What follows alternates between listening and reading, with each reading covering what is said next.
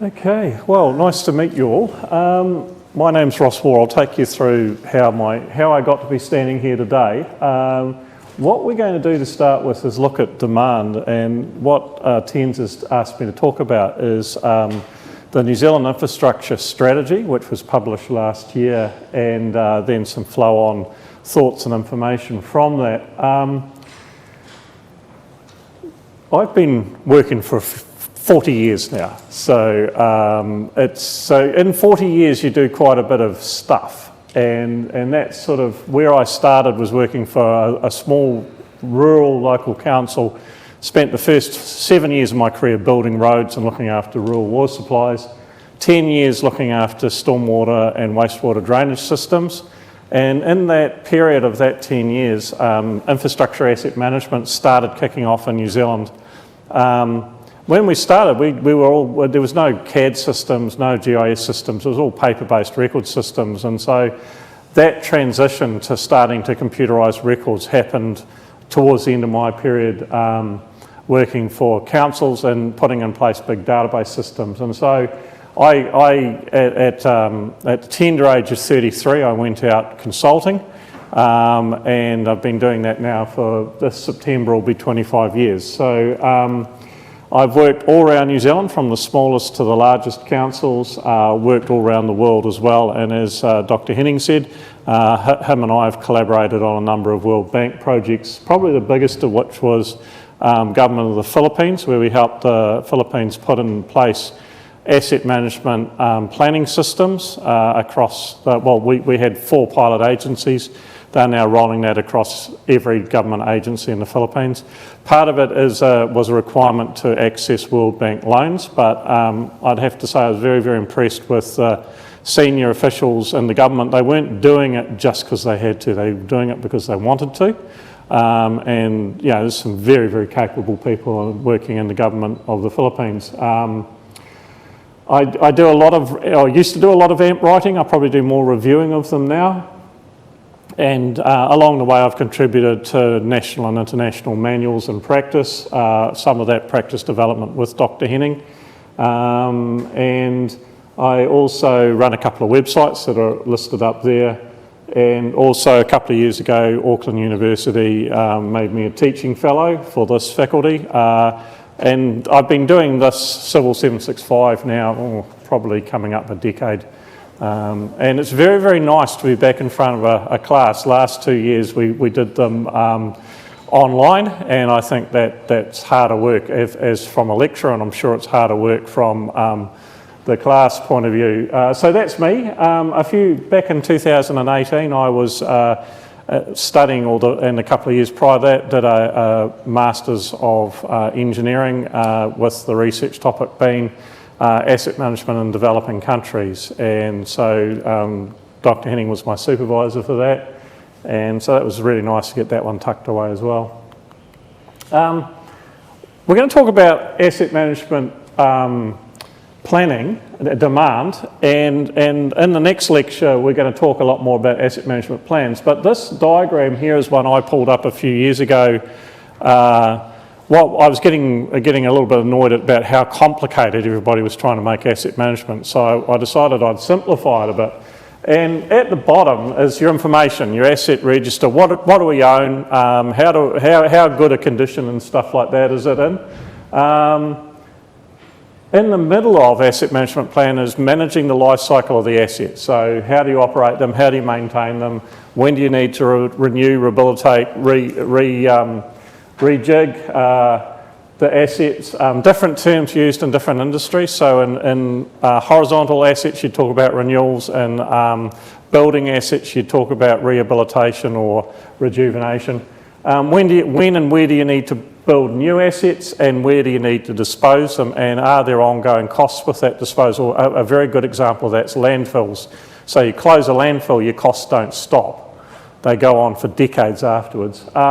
And then optimisation of all that information. And you go, well, I can get that as an engineer. That all seems pretty logical to me. On the left-hand side here are the things that change the questions around lifecycle management. So levels of service, demand, risk, and as a part of risk, sustainability and climate adaptation. And they input into your life cycle management and change the what the decision making you might make around managing the life cycle assets. So we're talking about future demand today. Over on this side is, well, how much is it going to cost and how am I going to pay for it? And quite often when you go through this process, you get to how much it's going to cost and people are somewhat horrified. So then the question is, well, we can't afford it, is the first. And that's not just here in New Zealand, that's everywhere. In the US and Canada, the UK, Australia, South Africa, right through Asia, can't afford it. So once we've decided we can't afford it, then something you have to go back through and say, well, what are we going to not do, and what does that impact? Just as a hint, more often than not, that impacts the risk you're carrying. And decision makers, particularly elected decision makers, usually don't understand risk very well. So they go, no, we're not going to spend the money, and then you get big failures. Oh, you engineers, you didn't do your job well. Oh, we didn't give us any money for 20 years. What do you expect? So we're talking about future demand today to contextualise this. In the next lecture around asset management plans, we'll talk about the whole breadth of that a little bit more. There's a thing called the New Zealand Infrastructure Strategy, put out by the Infrastructure Commission, Te Wānanga, and it was published in 2022. I didn't write it, but I was on the hot review team for it, including some other people that will be lecturing to you. So that's what it looks like. It's freely available on the website. If you're interested in these sorts of documents or in the whole of New Zealand, it's actually a really good document. It's a bit of an overview of the whole of New Zealand's growth and infrastructure and what it looks like out to 2070. This is the contents of it, so it has an overview, an introduction, a vision for New Zealand's infrastructure, the case for change for New Zealand because we've got some problems coming up, a bit of a blueprint of what to do, and they have at the end of each chapter, this is what we need to do in this area, or each sub-chapter, a whole chapter on strengthening partnerships with Māori, and then how do we get there? The fundamental, this was right in the introduction, and this is sort of a summary of the major challenges. And the one up on the right at the top, average Auckland commuter spends over 5 days in traffic a year. So that's a week's holiday. You could be in the islands or in Europe or studying harder or whatever it is you do for that, rather than spending a week in traffic. And that, you go, oh yeah, but that includes buses as well and things like that. There's some real pressure on demographics with the one across the top around by 2050, 25% of the population will be age 65. That doesn't necessarily mean they'll be retired, but that's the age there. When we talk about the housing crisis, there's 115,000 more houses needed to fix the problem. It's actually worse than that, as we'll unpack as we go through. We need a lot more electricity generation. New Zealand is currently 5.2 million, so by the projections in this document, there will be an extra million people in 30 years. I think that is optimistically low, and we'll unpack the reasons for that as well. Most of the growth is going to happen in Auckland, Hamilton, Tauranga, Wellington and Christchurch, and most of that growth is going to happen in Auckland. This figure here is really interesting because we're not really making any progress on that. We say in round numbers we were short in 2022. They said, look, in a couple of years' time, we'll be short 120,000 people in engineering and construction. We're still short 120,000 people in engineering and construction. I was at a presentation last week, and one of it was the education planners. And at the moment, in trades and apprenticeships and that, they get about 70,000 people come into training every year, and 50,000 leave. So they come and they work in that sector. They go, no, it's not for me.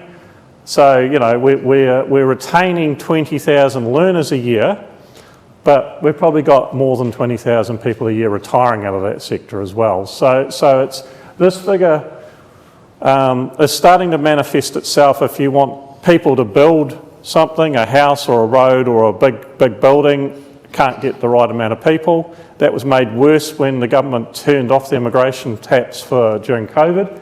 And the price is going up. Fantastic for all of you if you stay in New Zealand after you finish your study, because there'll be not enough people and they'll be screaming out, and you'll have bosses offering you jobs left, right and centre and going, look, you know, how much can I pay you to come and work for me, and things like that. So that's great. You're going to have very satisfying careers in New Zealand just by the shortage of people. If you go overseas, it's no different anywhere else in reality.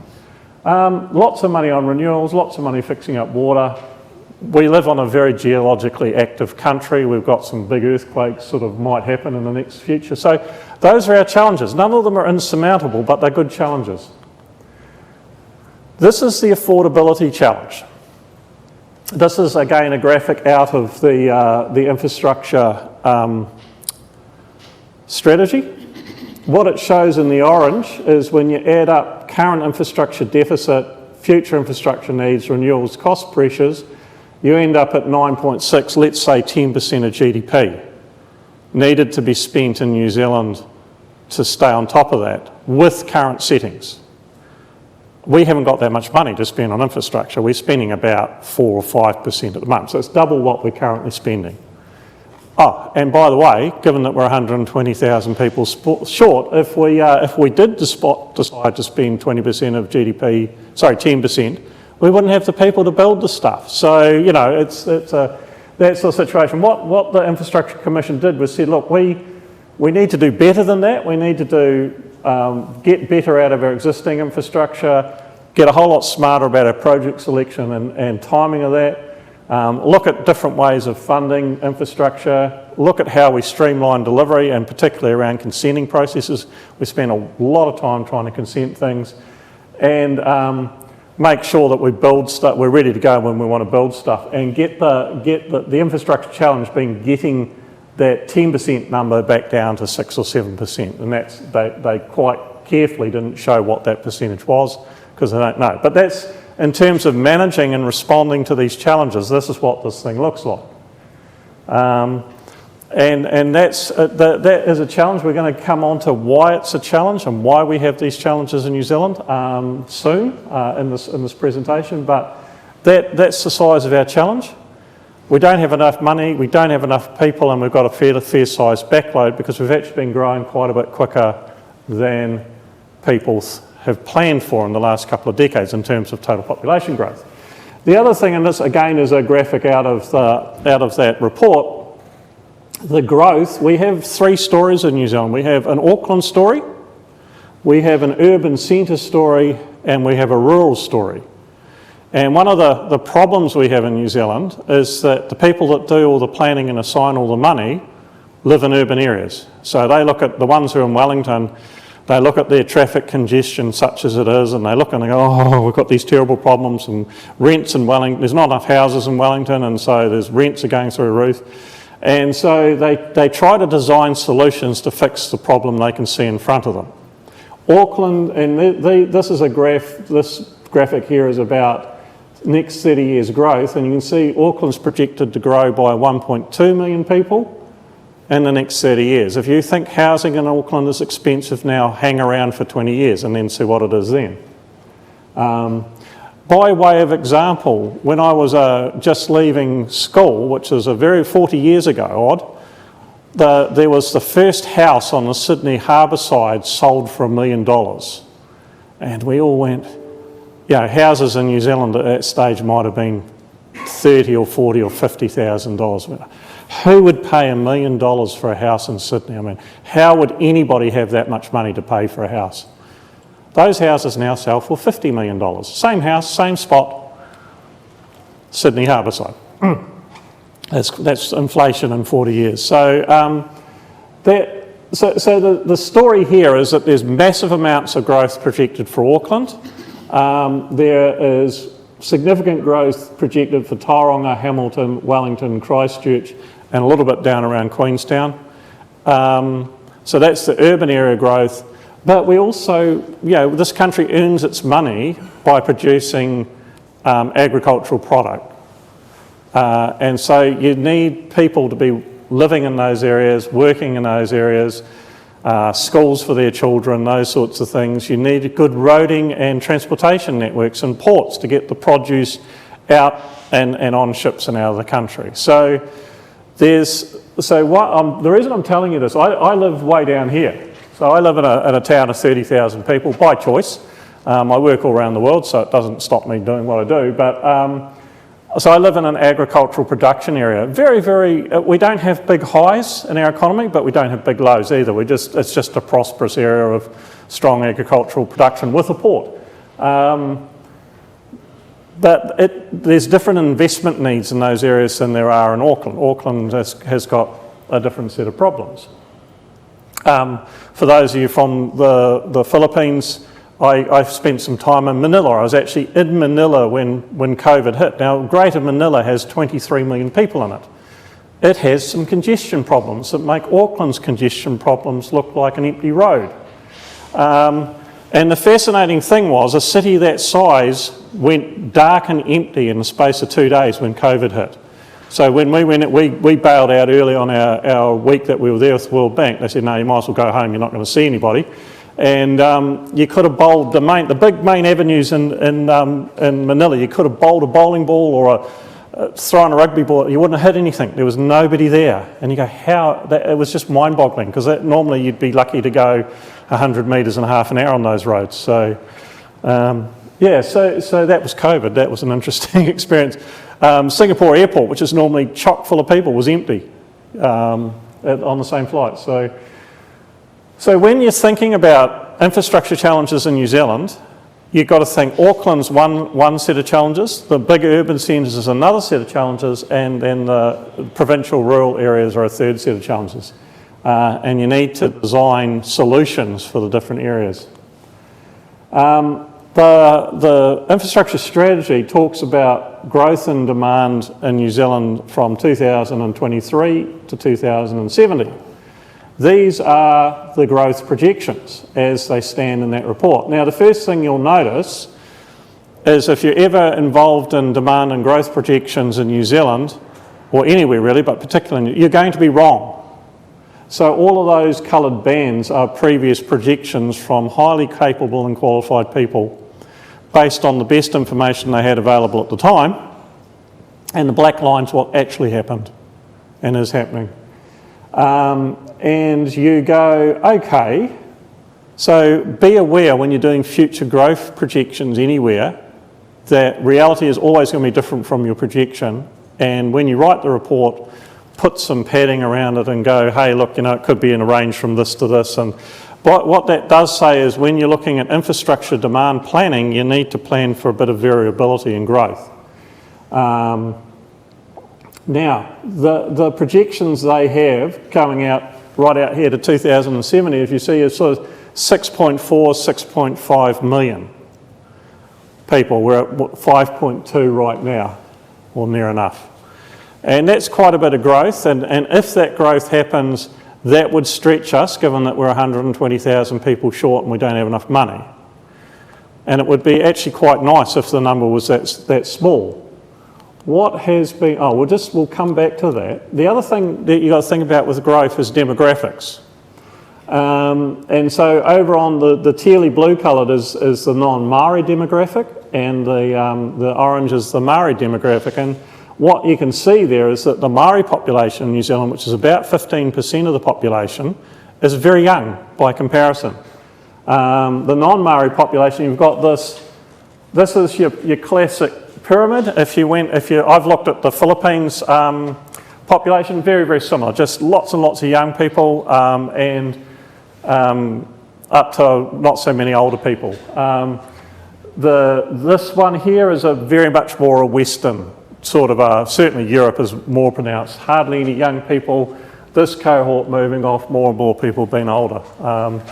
So why you need to know about demographics on top of the bulk population numbers is that different aged people require different services. So if there's less and less children, logically you're not going to need as many schools or school teachers. If you've got more and more older people, you're probably going to need more hospitals and doctors and things like that. So yeah, just at a very crude level. Part of, in the middle here is your working age productive population. And as if you get into a situation, and remember we're getting older in New Zealand, so there's some challenges there. This is the age, again, out of the infrastructure strategy. You can see that the over 65s are growing quite rapidly. And there's a reason for that. People are living longer. So my grandfather's generation, my grandfather had 5 brothers. Not one of them made 70. They all died somewhere between 60 and 70.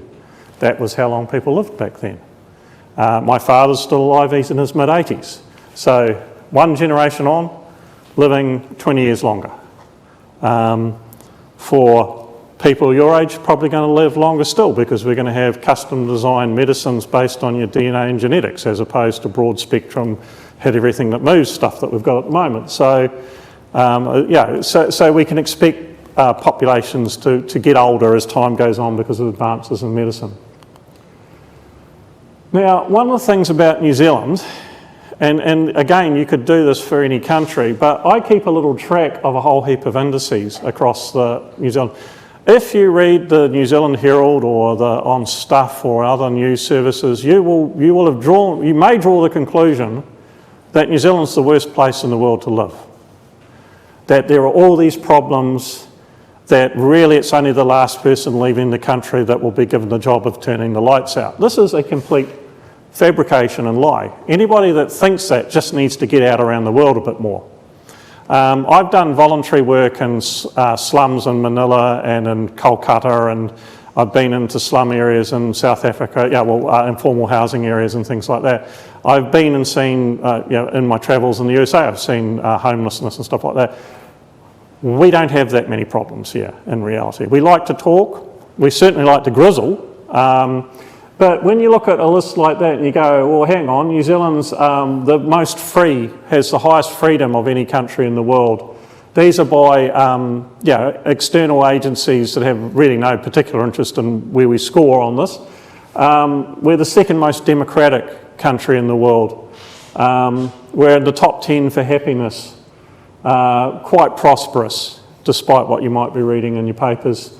Next to no corruption in real terms, reasonably sustainable in terms of our wealth creation, on it goes, right at the top of the list in terms of the World Bank Human Development Index, which is health and education and sort of livability, if you like. And you go, I look at this and I go, actually as many people will keep coming to New Zealand as we let come, because that's actually, everybody can look those up and go, actually it's not too bad there, is it? I mean, the locals for some reason don't think it's that good, but it actually isn't that bad.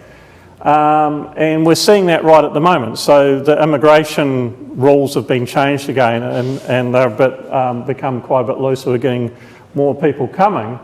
But I've been tracking this sort of stuff for over a decade now, and we just, these don't change. We stay in those sorts of numbers in the top 10 in a lot of stuff. And we're a little tiny country at the bottom of the world. And we're not a big industrial country like Europe or China or the US. So I think we do pretty well. And I think that as global warming speeds up, and we're going to get a little bit warmer here, we're going to become even more attractive for people to come to.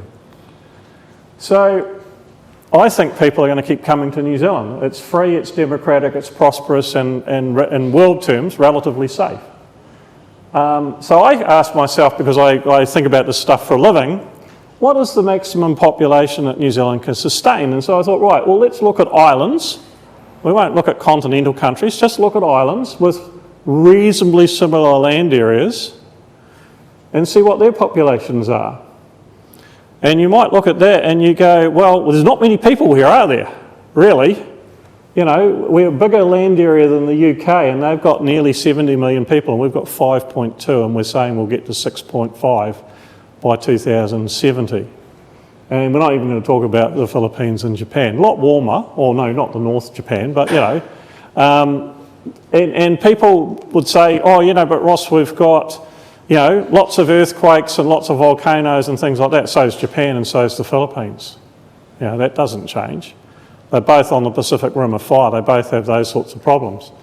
And And so I go, well, we can certainly have a few more than 5 million, can't we? A few more million. We'll come back to that, 6.5 maybe by 2070. Here's where it gets really interesting. Just before COVID hit, we were getting, so every year 20 to 30,000 New Zealanders move to Australia or to Europe or wherever they, for education, work, exploring the world.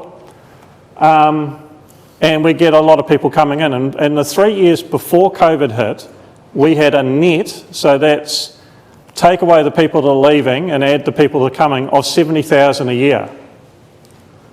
And then it dropped to zero, near enough to zero during COVID, because that's what happens when you close your borders for 2 years. Our planning is based on 25,000 a year net. So all the stuff in the National Infrastructure, New Zealand Infrastructure Strategy, all the stuff that Auckland Council and others around the country, all the government departments are working on 25,000 net a year coming into New Zealand. All of our education, universities, capacity planning, our hospital planning, all of that is on 25,000, which would give us 6.5 million by 2070. The interesting thing is last month, 25,000 net came to New Zealand last month, in 1 month. So you multiply that by 12 and you get to 150,000. Well, I don't know it'll be quite that high, but it's certainly going to be in excess of 100,000 this year, because there's pent-up demand and things like that. And yeah, you can play with numbers like this for as long as you like, but if we had 100,000 a year immigration for the next 48 years, the population of this country would be about 10 million. Most of them would be in Auckland. We need to talk about climate change. So climate change is going to hit the Pacific and Asia in particular really hard. Bigger storms, more frequent, and people are going to start relocating. How many are going to want to come here? Who knows? But easily could be in excess of 1 million, might be as many as 5 million. So that figure of 10 million, if we have the current immigration, could actually be 15 million. So 3 times current population. We could support 30 or 40 million if we wanted to. We've got lots of resource capability for electricity and land. We've got heaps of water, and we'll get more as it gets warmer, and it's just more of a matter of putting in storage and trapping that water when it falls. We've got heaps of food, we can feed people. We don't have enough infrastructure, but that's fine, we know that. We've already got a deficit there. Sometimes, and this is Montserrat, a volcano let go with a big lahar. And that was in 1997, and they actually had to move people out of the town at gunpoint. So people said, no, the volcano won't hurt me, I'm not going. And they said, well, look, if you stay here, you're going to be dead, we have to move you. No, I'm staying in my house. And there was pictures of people getting dragged out by soldiers and chucked onto boats before this happened. So sometimes with migration, you don't get a choice. Or if you stay, you're not alive. So, and Pompeii's the classic example of that in the ancient world. I think with some of the climate scenarios, people are going to have to move. So Bangladeshi Delta would be a classic example of that. But there's heaps of people that are living, heaps as in 20 or 30 million, living less than a metre above mean sea level, getting bigger and bigger storms coming through. They're already starting to self-relocate up to Dhaka. Dhaka is growing like a top, basically, because every year they're getting flooded. Up in the Pacific, the same sort of thing is going to happen. If you have a big cyclone in the Pacific that comes through once every 10 years, you go, oh yeah, it's only once every 10 or 15 or 20 years, I can rebuild, we're good. If that comes down to once every year, your community resilience to rebuild, and you get you're just starting rebuild, another one hits you and another one hits you. At some stage you go, actually it's time to find somewhere nice, safe, secure, has lots of food, friendly people, prosperous economy, freedom and democracy, and opportunities. And you go, now where might that be? So what the World Bank is saying, or was saying a couple of years ago, is that they think by 2050 there will be around about 200 million climate migrants, people who are displaced by bigger storms and problems like that. Most of those are likely to be internal transfers, so the Bangladeshi situation where you move off the Delta up to Dhaka or whatever. They seem to think 10%, so 20 million, maybe a bit more than that, so 20 to 40 million of those might be cross-border migration. And the thing is that it just comes around resilience. Those of you from the Philippines know about the typhoons, but there seem to be more super typhoons coming through the Philippines, and they're doing more damage when they come. And so the resilience and the ability of the community to get back on its feet after a really big typhoon gets impacted if they're happening every year or every couple of years. People start moving away from those areas, and that creates all sorts of issues as well. In Australia, their problem's going to be heat. Lots of fires, droughts. Some parts of the US are already having quite major droughts, multi-year droughts, and struggling they've got this, the balance becomes between agriculture and cities. If you're running out of water, where do you prioritise? And in terms of migration options, if people on the Pacific start planning, Australia and New Zealand would be logical places for them to come. Might be a couple of hundred to 500,000 people come down from the Pacific over a 30 to 50 year period. So there's things that we can do, and we're already trying to do around emissions reduction, but a lot of the change is pretty locked in, and it's actually the big northern hemisphere economies that are causing the damage, not economies down here. But from a New Zealand point of view, we've signed up to treaties that say we need to kick on and do some of this stuff. What happens so again, diagrams from the infrastructure strategy, but this population growth actually impacts, you look at that list and you go, oh, actually that's everything, isn't it? Yeah, it is.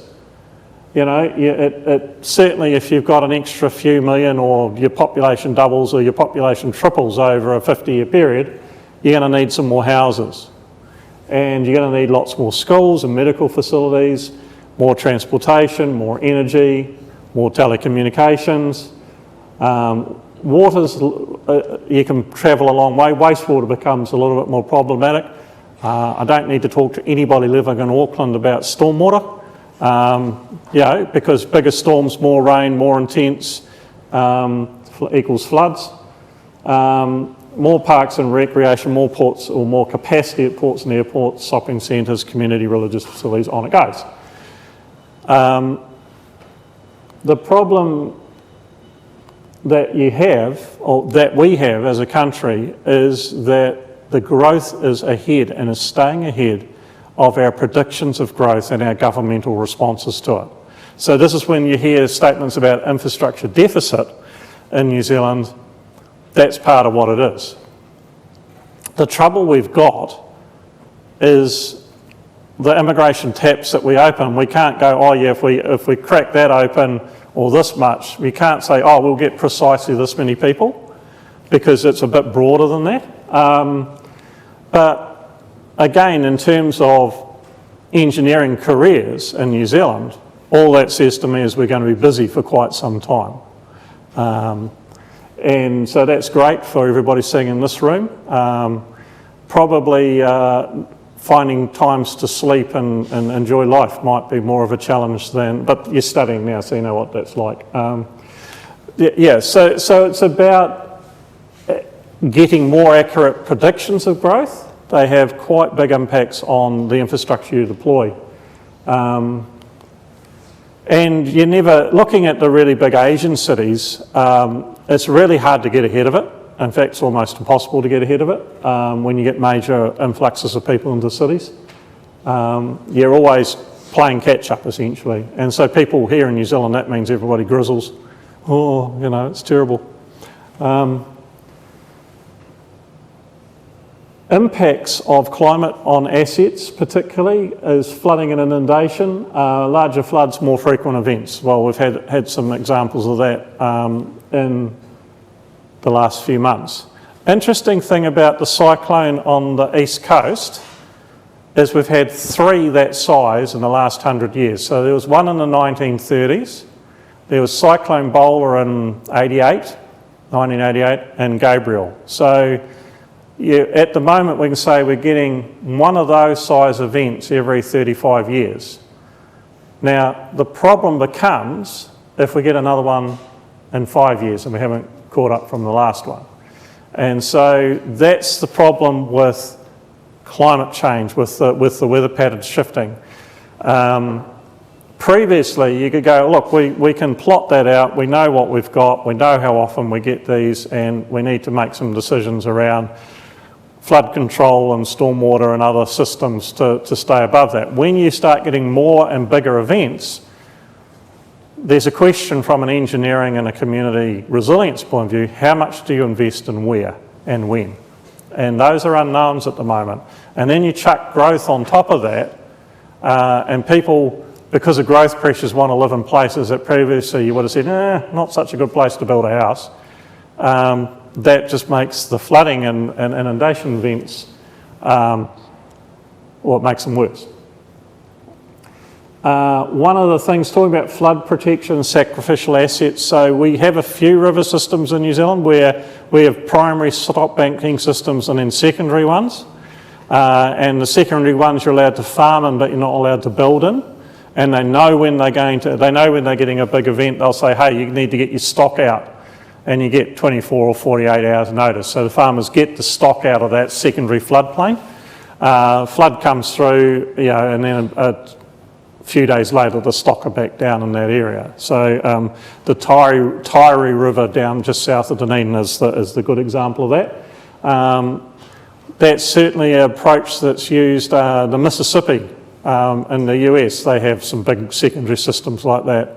The last time, with really big floodgates they can open to flood the secondary areas. They've got abandoned towns in there. Last time they went to open the floodgates, they found that there were people living in the abandoned towns who they then said, well, this is going to be completely underwater. Oh, no, this is our house. No, it's an abandoned town. What are you doing here?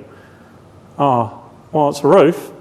Well, it's going to be a very wet roof soon, And so what they should have done when they built those floodplains is knock the towns out so that there was nothing there for people to go back to, but they didn't. So the other thing that we're going to have, and we've got some legislation going through Parliament at the moment, but it's a little way off finished, is around the climate adaptation and retreat. It's a really tough subject. Particularly for Māori in New Zealand, because a lot of the settlements are on rivers or on the coast, and you've got, your family's lived there for 1,000 years, your ancestors are buried there, you have sacred places, and somebody comes along and says, well, it's going to all get flooded soon and you have to move. Those are really tough conversations to have with communities. So they're not going to be easy conversations at all. And part of that's going to be dealt with the insurers. Are just going to say, hey, we're not going to insure this sort of stuff. And in New Zealand, you can't get unless you've got cash, you can't get a mortgage unless you've got insurance. So, there's a whole heap of knock-on issues from that. In the Midwest of the US, the UK Midlands, Northern Japan, East Germany, they've got this phenomena going on called shrinking towns. So people are moving out of those areas, there's no jobs, there's no prospects. The young people particularly grow up, go into the big city, never go back. And so that sort of thing happens. From an infrastructure management point of view, hardest situation to manage. Much easier to manage growth because there's money floating around. When a town's shrinking, you never know how much it's going to shrink, and then there's less people and less economy to pay for the assets in that area. So much harder to manage. but it is a phenomenon that's happening around the world. Some of the stuff that we're going to have to do is going to be around just not thinking that assets are going to last 100 years, that we might be building stuff for only 25 years or 30 years. Building back better, and there's Dr. Henning Sandika, I think, there's a whole heap of work in this university around build back better stuff, and some books and some tutorials and courses on that. So part of this whole thing is don't build back exactly the same stuff if it's failed. And we tend to do that because somebody says, oh, you've got to put it back. So you rush in there as an engineer, you put it back, and then 2 years later it's broken again in the same way. And you go, well, how many times are we going to do this? Interesting discussion I had with, I did some work a year and a half ago with USAID up in Samoa, and the guys that were running the project were Fijian. And we were talking about this sort of stuff because it was climate adaptation and asset management for the government of Samoa. And one of the Fijian guy with a master's degree, very intelligent man, he said, you know, I think we might start going back to traditional housing as opposed to Western style houses. I'm, oh, tell me more, why are you thinking that? And he said, well, when we get a big cyclone coming through, the traditional housing, the roof blows off and maybe the walls, but the structure's still there, you know, the big poles and that. And a week later, we've got a roof and we've got the walls replatted and we're good to go. He said, when we've got a Western style house, the roof blows off and the glass windows blow in, and it might be 2 years or 3 years before we get the roof back on because there's no iron around and stuff like that. And I said, ah. So sometimes our communities over a very long period of time have adapted to their environment, and what's there actually might be a smart adaptation, and what's useful in northern England might actually not be useful in Samoa or the Philippines or India or wherever. So I think part of our thinking is looking at wider community adaptation and going, hey, what can we learn from what our communities have done over a long period of time? One of the things that you find when you look at this stuff is that communities that live where it snows every year and gets really, really cold have different requirements for housing and warmth than communities where it's warm all the time. And when you bring a cold community's ideas and building structures into a warm community, sometimes that doesn't work that well. Up in Northern Europe, continental US, up in Canada, if you don't have a decent roof over your head and heating, you're going to freeze to death in the winter. So you design stuff that means that you're alive the next summer. In a lot of Asia and in the Pacific, you're not likely to freeze to death over the winter.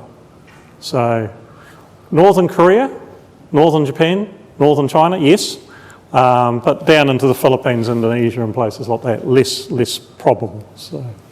So you can build different structures, and it's thinking about that sort of stuff. More use of natural ecosystems. So one of the things that we've been very bad at is ripping out mangroves and riparian areas, and then wondering why big cyclones do heaps of damage as they come in, and big waves, because we've ripped out all the natural protection.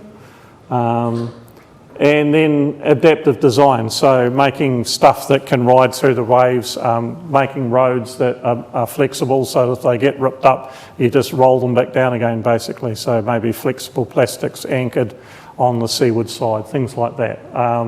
And there's a bit of work going on. Again, here, I'm aware of some research here at Auckland University that's looking at that sort of stuff. So this is demand induced by climate, but one of the things to think about is everything's changing. The stuff that we've done for the last 50 years is probably not going to be fit for purpose for too much longer. So lots of challenges in there. Lots of impacts around cost, and I think the biggest thing is that we're going to start looking at coasts and rivers a little bit differently. I mean, most human habitation is on rivers or coast for really good reasons, food and transport, basically. But if you're going to get bigger floods and bigger storms coming through, maybe you're going to want to be a little bit further off the coast. And I think the thing that I've bolded there around variability of outcomes. So and this is just good engineering, but there's no fixed outcomes in this stuff. There's an envelope of outcomes, and the variability gets bigger the further out you go, but it's keeping an eye on what's changing. So, you know, the delta of the change is actually quite important around the design of the systems and the infrastructure. And we're coming into a period, I think it'd be fair to say, where that delta is going to get bigger and bigger and faster. So it means that don't lock in hard solutions that lock you into a set of assumptions. That in terms of building infrastructure, what can I do to give this capacity flexibility and resilience flexibility when I'm designing it? Water, of course, is always critical. You can't live without it. And we're going to be doing a lot more work around sustainable design and stuff like that. So this issue of how fast New Zealand's going to grow, the way to manage it is to develop scenarios. Okay, so rather than go, oh yes, in 20 years' time it's going to be this, you go scenario A, B, C, D, E, F. Okay, once you've got scenarios, you can build business cases around the scenarios. The second part of that, and Shell have done work internationally on scenario development for decades, so it's not a new concept. But if I can leave you with one thought around demand, nothing's certain and nothing's fixed. So you can't, you know, as an engineer, I love certainty. I want to do the maths. I want to go crank the handle, run the model. That's my answer. Good, I can build something. We're running out of that luxury. And so you're going to have to say, if this set of assumptions and this scenario plays out, this is what we'd do, this is what we'd do, this is what we'd do. Then you look at them and go, right, this seems to be the best, give us the most options going forward for the problem we're trying to solve. The second thing with this, and I've thought about this as a whole of New Zealand point of view, is no, you're never going to go to the politicians and say, oh, we're going to have 10 million people in 30 years and we need to build all these roads and rail systems and power stations. They're going to not believe you to start with, and they're going to know, where's the money coming from? Because we've only got 5 million people. We're on a land area the size of the UK or Japan or the Philippines. So we've got barely any people with very, very large stretched transportation and energy systems. That's why one of the reasons we're good at managing infrastructure is we never have enough money, and we're geologically active country. But the second reason is there's just not enough people for some of the stuff we aspire to. And the fact that we've got as much as we have speaks to our prosperity more than anything. The second thing is, and this is investment trigger points. And the one I remember is Hong Kong decided they needed a rail loop around under Hong Kong, and they said, look, we're going to have 5 million people a day and out to the airport, and there's a subway that you can hop on in Hong Kong that drops you around the major points. And if you've come in from the airport, you jump on it at the airport and you can jump off at about 3 or 4 places. That thing cost hundreds of billions of dollars. But they said, look, we're going to have 5 million people a day, they're all going to pay X amount of dollars, and here's the business case. So we, in New Zealand, we go, oh, we're going to have a light rail from central Auckland out to the airport. And you go, how many people are going to be on it a day? 20,000, if we're lucky, And the math doesn't work, okay? Because we don't have the population densities here to do it. But what you can do when you're doing this sort of stuff is you can model the trigger points for the investment, and you can say, when we get to this level of population or this level of population density, we're going to need this, this and this, and we'll have enough people to pay for it and use it. We're not very good at doing that in New Zealand. We tend to go, oh yeah, well, yeah, airport light rail. They're great. I've been on several of them in the US, coming from the airport to the centre city, and it costs you about $2 and it's 20 minutes, and it's driverless, it's safe, it's clean, it's new, and the taxi would be $100 and it costs you $2. Fantastic. But these are cities that are significantly bigger than Auckland and have different layouts and stuff like that. Same with subway systems. Been on plenty of those around the world. They work really, really well. My only problem is I have a really bad habit in subways of hopping on the train that's going the wrong way to where I want to go. I don't know why. It's just an underground thing maybe. I always have to ask, is that the way? When I was in New York, I wanted to get up to Madison, up to the top end of Manhattan. The one going the other way was the Bronx, which has quite a good reputation for turning up like this in the Bronx is probably not the right look. So I was like, excuse me, sir. I picked somebody that looked like an investment banker. He said, is this the right way to get to Madison? He said, yes. Oh, good. Okay. So, but the thing is, you need to understand where the triggers for major infrastructure are, and then as you come up to them, you can say, look, we're coming up to the trigger for this. You've done the thinking about what's needed, but it might be, hey, we won't build that until we get to a certain point. And so a lot of the arguments we're having around Auckland's second harbour crossing, light rail, heavy rail, all of that sort of stuff is all around. The city has quite a large geographical footprint. It's on an isthmus, so it's not easy. You can't put a ring road in. And frankly, there's not enough people, and certainly not enough density of people at the moment to justify the investment in some of these assets. Now, as Auckland grows, that'll cross over, and guess what? About the time it crosses over, it'll probably be about the time we build it.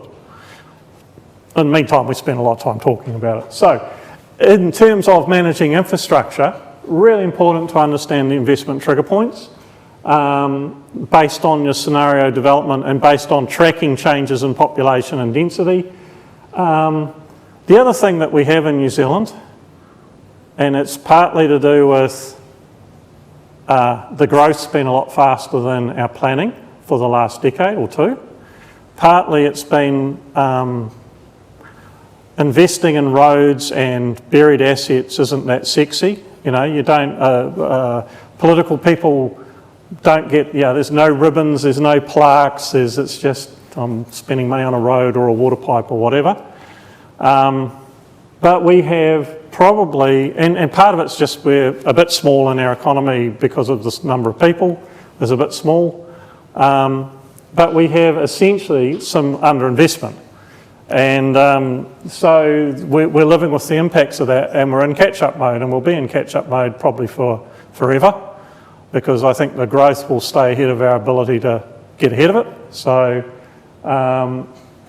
again, if you're going to stay in engineering in New Zealand, all that means is you're going to have long and satisfying careers. So that brings us back to this. So this affordability as a percentage of GDP, there's three ways of dealing with this problem. If you double the GDP by doubling the population, then the investment is half. So you understand that bit of maths? So if the GDP at the moment is 350 billion New Zealand dollars based on a population of 5.2 million people, so you can divide that, get a GDP per person.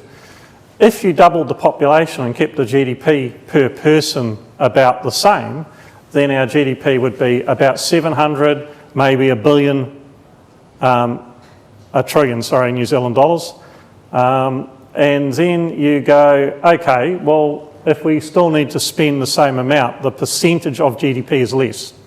Now, we will need to spend more because more housing, more infrastructure, but that's where you can make some gains in that. We've certainly got this ability to think a bit smarter and act a bit smarter and procure a bit smarter and knock some of that cost back. And then the other thing that we can do is certainly in terms of the streamlined delivery and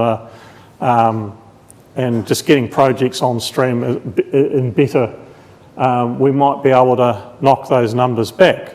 So that, bearing in mind we've still got not enough people.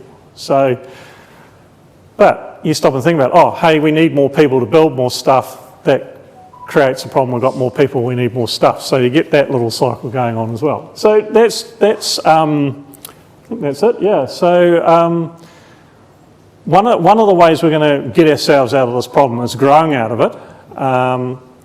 Another way is managing better, and another way is pulling some of the roadblocks out that stop us building stuff and things like that. Here in Auckland, and it's already underway, we're going to densify as well, obviously. Go up to well, it's not even here now in Auckland, but down where I live, still an awful lot of sections, 100,000 square metre sections, one house on them. Not so much, and Auckland used to be like that. When I was a kid, my great aunt lived down here and we used to come down for holidays from Whangarei, and lots and lots of houses like that. So that's, 50 years ago. People have subdivided, but now you're getting people buying 6 or 7 sections and putting medium density housing and townhouses and things. So there'll be a lot more of that goes on over the next couple of decades. Just with the densification, Yep. cities like, larger cities like London and all these agencies will build denser to begin with. Yep. The drainage infrastructure and what Yep. to deal with the density of population living in cities like Auckland. That's not the case. We've got some work to do. Yeah, but the thing is, though, they're looking at, they're still densifying, putting high density, medium density housing into these areas. There's not the infrastructure underneath to actually support that. I agree, yeah. And you've seen that with some of the flooding in the last few months. And So. the question is on my mind is that really to put that infrastructure in, you're going to have to start really digging up great swathes of the city to actually install it like they did in London and under Battlejet in the 19th century. Yeah, I agree. So some work to do. I think one of the things that we've got going for us now is we've got a lot of trenchless technology, and where I live, we redid the main trunk sewer system, and prior it was all put in around 1900, and we've got, the same as Auckland, we've got volcanic layers and basalt, and they'd come up over, dropped because it was too hard to drill through it. When we redid it, we had micro tunnelling machines, and we bored through the basalt and put these, HDPE, big HDPE pipes on grade rather than coming over each of the hills. Knocked out a whole heap of pump stations. Big job, a lot of money, but done once. We won't have to do it now for another couple of 100 years. But better and newer technologies than when the system went in 100 years ago. So, and you're seeing that, there's some of the big tunnels that are going in around Auckland now are getting bored. They're not getting open cut. So, yeah. So I think you'll see more of that. But significant investment needed in Auckland. I mean, Auckland could easily end up with 3, 4, 5 million people yet. So, and you're going to need, quite correctly identified, a whole lot more water, a whole lot more wastewater systems, much more effective stormwater control, a lot more public transport, walking, all the stuff that's going on. One of the debates that amuses me in this country is we have all these and/or debates, cycleways and walking or roads, no, and both. Public transport roads, no, and both.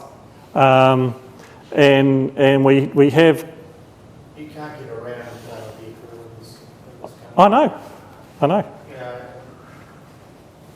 Public transport's got a shitload of the way to go. I've used public transport, it's only good for getting to and from the city. Yes, yeah. That's it. Yeah. So we're going to need roads to get goods in and things like that. But I think a few years ago I was up at a conference speaking in Finland, and they were putting quite large new blocks of housing, and it was mixed office parks housing. And the thing that really, and they were 20, 30-year projects, they were that sort of size and scale. And one of them, they'd knocked out this old fishing village. Another one, they'd moved all their oil tanks from sort of like around the harbour type area, and all of their container, they'd moved that around the coast a bit further and redeveloping quite close to the city over 30 years. And the thing that they were doing that we don't do here in New Zealand is the first thing they did was put the public transport in, put the subway in. And you go, oh, actually, that's quite smart, isn't it? You know, so the first thing you did was put the terminal in for the public transport and the underground lines in. Then they put all the water and wastewater systems in and the roads, and then they started building the houses. So we don't tend to do that in New Zealand. And the other thing is we tend to go, oh, it took longer than 3 years, we've failed. And when you're in countries where they've got multi-millennia habitation timeframes, they don't think in 3-year blocks. They think in 30, 40, 50, 100-year blocks. And so they don't set themselves up for fail like we do. We go, oh, we haven't built these houses and this road in 3 years, oh, everything's failed. And you'll see that in our media quite frequently. So it's broadening your time frames out and saying, hey, we actually can't achieve that sort of stuff in 3 years. Maybe 10 years or 20 years is more realistic. The electricity infrastructure is not that great either. Everything. If we come back to, which way is this going to go? It's not. Talking about dropping the voltage of the power supply and all this, and in the outlying rural communities. Yeah, look, there's in the infrastructure strategy, they're saying we need another 180% more electrical infrastructure in the next 30 years. So almost double. So the problem is known, there's work going on to fix it, but again, you can't build it in 5 minutes. So. Yeah, but I'm having to sort of consider the solar systems and I've bought generators and places like that because my power supply is so unreliable. Yeah, welcome to the rest of the world. Yeah. So any other questions from anybody else? Sir? Yeah, the video, the one you mentioned about the population-wise, like for example, putting a rail from city to airport. Yep. My question is the issue we're having, I think, in my opinion, the one we're seeing in Auckland right now, there are infrastructure or housing anything supposed to be done 10, 15 years ago, right? Yep. But right now we found out saying, oh, okay, we have to do this, do that, and all those things. So in terms of time frame, or whoever makes a decision, that the one we see right now in Auckland is that shortage in terms of infrastructure and housing. It should have been addressed earlier, or why? I think one of the things I've noticed in Africa and Asia, and it's interesting, we used to do it here up until the mid to late 70s. In big cities in Africa and Asia, you have master plans for the growth. They know it's going to grow. Now, we used to have master plans in New Zealand up until about 1985, 84. They got thrown out with all the changes of government then. But when you've got master planning, you go, well, look, if we're going to put, well, Drury is an example. You know, if we're going to put 50,000 or 60,000 people out at Drury, you'd think we might need a decent road in and out of Drury, and maybe we might need a rail link as well. At the moment, as my understanding is, you're going to put 60,000 people out at Drury and there's going to be this one little road going in. And you go, that's not going to work very well. So we abandoned master, it was done by a big government department called the Ministry of Works, and they had a strategic master planning department, and they had master plans for all the decent sized cities in New Zealand. They had the land acquisition, and housing acquisition was often done decades in advance of when they needed it for whatever they were planning to do. Everything was zoned, everything was publicly notified, all of that sort of good stuff. And when we had the complete change of how we're doing things in the mid-1980s, master planning was one of the things that just for some reason got dropped. Master planning and infrastructure asset management are sort of like first cousins. A lot of the world do really good master planning, perhaps not so good infrastructure management. We do okay infrastructure management, but no master planning, or very little of it. And if you look at Auckland, you know, they had that Auckland spatial plan that the city council or the council had put together, and they had it all worked out, and there'd been lots and lots of discussions and everybody, and then the government came and said, oh yeah, no, we're going to change all the rules overnight. And you go, oh, okay, what do we do now? So that's sort of the problem with this little country. We know what all the techniques are, we know what works internationally, we know how you would do it, but we just can't seem to organise ourselves to do that. But that would solve some of the issues you're talking about. If there'd been master plans for intensification in Auckland 10 or 15 or 20 or 30 years ago, all the transportation corridors would already be set up and you just build them when you needed to.